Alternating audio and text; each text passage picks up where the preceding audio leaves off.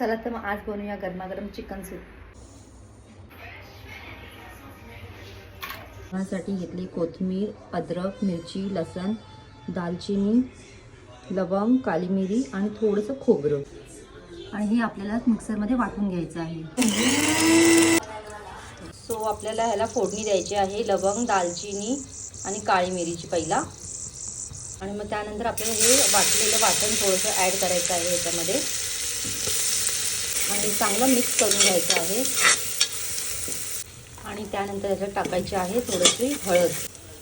चांगलं हळद मीठ टाकून ह्याला मिक्स करायचं आहे. आणि त्याच्यामध्ये चिकन ॲड करायचं आहे आणि हे चांगलं मिक्स करून घ्यायचं आहे. तुम्हाला जास्त तेल पण नाही टाकायचं कारण हे सूप आहे. तो आपल्याला सूप पिताना हे कसं ऑइली वाटेल म्हणून खूप कमी ऑइलमध्ये हे बनवायचं आहे तुम्हाला. आणि थोडंसं तुम्ही घी पण ॲड करू शकता. आणि ह्यामध्ये तुम्हाला गरम पाणी टाकायचं आहे, थंड पाणी नाही. ह्याच्यामध्ये टाकायचं आहे गरम पाणी. तर आपल्याला 2 शिटी ह्याच्या द्यायच्या आहेत.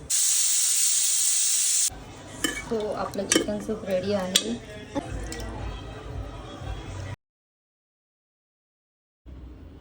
चिकन सूप रेडी आहे तुमचं, घ्या. वा एवढं बा मम्मा, खूप टाइम नंतर. कसं झाले सूप?